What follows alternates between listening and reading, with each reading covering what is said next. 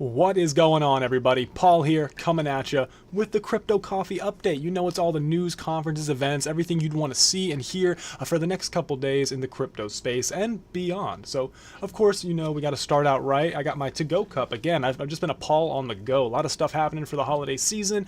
We are going to be doing a bit of reformatting, bringing back some things with the podcast, some really interesting stuff happening here at Cryptide, so stay tuned. But, of course, simultaneous sip with me, guys. Turn it up. French press, best press. Oh, by the way, speaking of the holiday season, stashing through the snow, I got my pun Christmas shirt. Gotta love it. All right, so let's go ahead and jump right into what we have going on today, guys. You can see here we got Crypto Panic, of course, great news aggregation site, fantastic source to get all the information that you need to stay up to date at a glance from the crypto world. Of course, there are some sentiment analysis going on here, upvotes, downvotes, and the like. By now, you're probably a bit familiar with it, but always like to slip it in here and there so any new followers can get an idea of what tools we use here at Cryptide, so you too can do your own analysis. It's all about empowering y'all to do your own research. So let's go ahead and shift gears just a little bit from the world of crypto into the more physical world.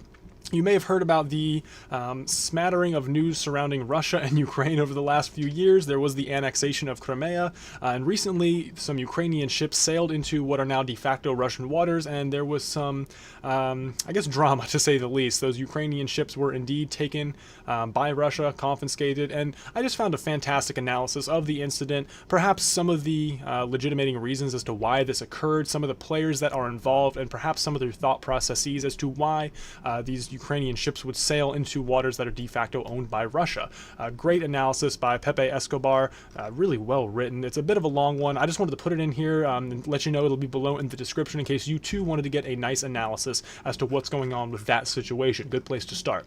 Moving on back to the world of crypto, we have US regulators tying 2 Bitcoin addresses to Iranian ransomware. So this is the first time that the United States has blacklisted crypto addresses related to financing terrorism, which is very unique and interesting. It goes to show that perhaps this is becoming the new norm, or maybe perhaps that regulators and governmental officials don't quite yet understand this technology. After all, it's relatively easy to create new Bitcoin addresses, so this is the kind of thing that could be obfuscated with relative ease. However, it's something that's very interesting to note that, indeed, the U.S. Department of Treasury is looking at these sorts of technologies, these funding mechanisms, and saying, okay, this is now legitimate enough to consider blacklisted. So just neither here nor there, something interesting to keep an eye on.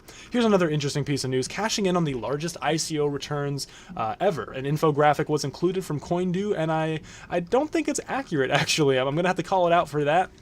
Definitely pretty accurate, but it misses a couple key points, a couple ones that are a bit older, but you could really see when these were launched. Most of them, of course, in 2017, a few back in 2016, but really 2017 afforded the opportunity for many of these coins to just explode in price. Some more justified than others. I think Tezos really earned their stripes for one. Maybe not worth $232 million per se, but from all the legal headache they had to deal with, definitely showed themselves to be a legitimate project, just seeking to do the best they can.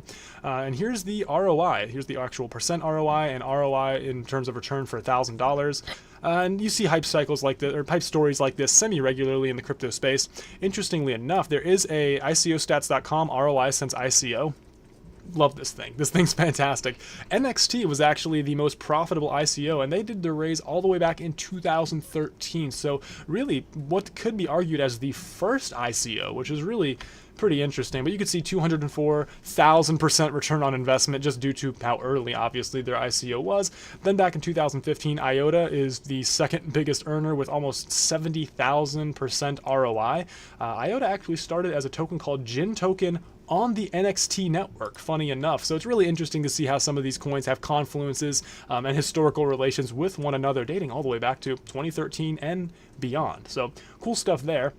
Next up, we have ICISC, which is the Intercontinental Exchange. Unequivocally sure that crypto will succeed. Bitcoin market is not worrying. This is something we've covered extensively on this channel. Despite the deep freeze that you're seeing here, this little bubble, a freeze over in market conditions, that's for sure. It doesn't seem the institutional investors feel that way. It seems they are very comfortable with moving forward with the plans that they have laid down. I cited last Crypto Coffee update, Fidelity back in 2014 started exploring the space, and these are large institutional giants that realistically, they're not going to back down from something once they've put that much money into it, even if they have to innovate them for themselves, create proprietary solutions using this technology, that sort of thing. So just an interesting piece of information I wanted to put out there. Again, this is from the Intercontinental Exchange. This is the guys who are launching Byte, the huge crypto project that they've announced recently. They also own the New York Stock Exchange, so huge money we're talking about.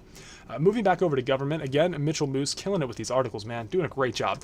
SEC Chair Jay Clayton, no Bitcoin ETFs until there's greater oversight.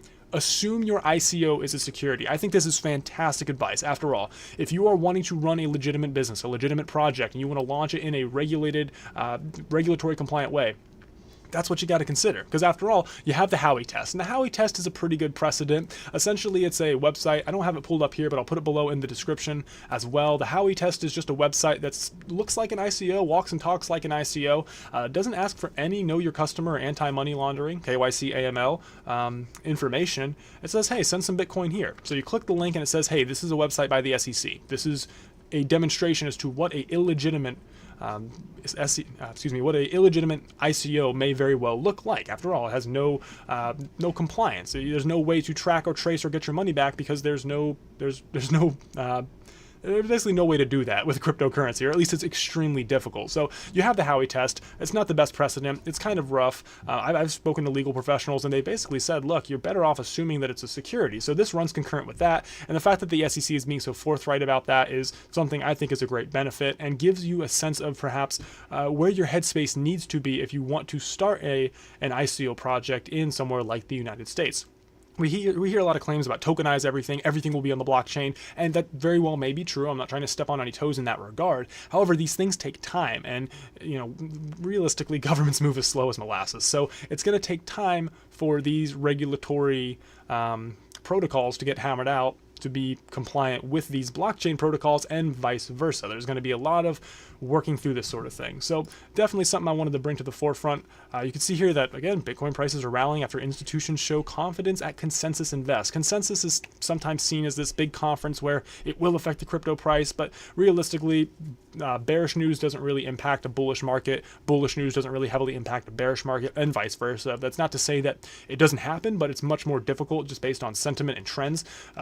This could very well be the case. It could very well just be confluences in terms of timing with where this was supposed to go in terms of price, and it happens to be that Consensus is also having their Invest conference. But it's neither here nor there. It wasn't too big of a move. Definitely far lower than a lot of people thought crypto would go, especially back in January 2017. So yeah, we don't focus too much on price on this channel. I just thought it was an interesting confluence there. And of course, we got Nasdaq working with Van Eck. They're going to release the regulated, surveilled digital asset production. So this goes back to what we've spoken about previously about the various applications, the diverse applications that distributed technology can have on all kinds of different ecosystems. So Nasdaq, they've been partnering with all kinds of various cryptocurrency projects, all kinds of various proprietary projects that are working on different blockchain applications, some well-known, some not so well known. So just another example of institutional investment pouring into this space, sometimes in unexpected ways, and not always in such a way as to where we see it immediately affecting price action, as could be seen here. So where are we at here? All right, 8 minutes, cool, we're still doing great. Another cool thing, Ethereum's transactions, there we go. They've remained relatively stable, even while the prices are just like diving down. Of course, we've seen Ethereum dip briefly below $100, which is just mind-blowing. If you were to send that message back in a bottle, back to January, hell, even March 2017, 2018, people would just look at you like, that. Don't think that's the case, dude. That's not how that works. I keep saying 2017, it's really January 2018. How time moves so quickly, right? Well, here's a good bullish chart for you. You can see the transaction volume generally staying around 500,000 transactions per day. So that means that people are legitimately using the network for something. I upload my stuff to Viewly every video I make, so I'm using the network. I've definitely noticed that transaction fees are more cheap. Things have kind of leveled out. It's much easier to upload things to Viewly when there's not high transaction fees, and that's kind of a floating average that moves up and down. back in the day, Fcoin, a couple months ago, they had their spamming of the Ethereum network, which was just a nightmare to get stuff uploaded. So it's really good to see that things are remaining relatively stable despite the price going down. So great article coming out of Trust Nodes. Next up, we have just a technical thing, ZK Snarks in a nutshell. This is a summation from the Ethereum blog. This is a very high technical overview. Now, why are we talking about ZK Snarks? Well, Vitalik Buterin, and you can see it here from Ethereum all the way back in 2016, they've always had a bit of an interest in that. And now Vitalik Buterin is saying that Zcash's ZK Snarks can help Ethereum scale up to as much as 500 transactions per second. There's been some drama surrounding the Ethereum community recently.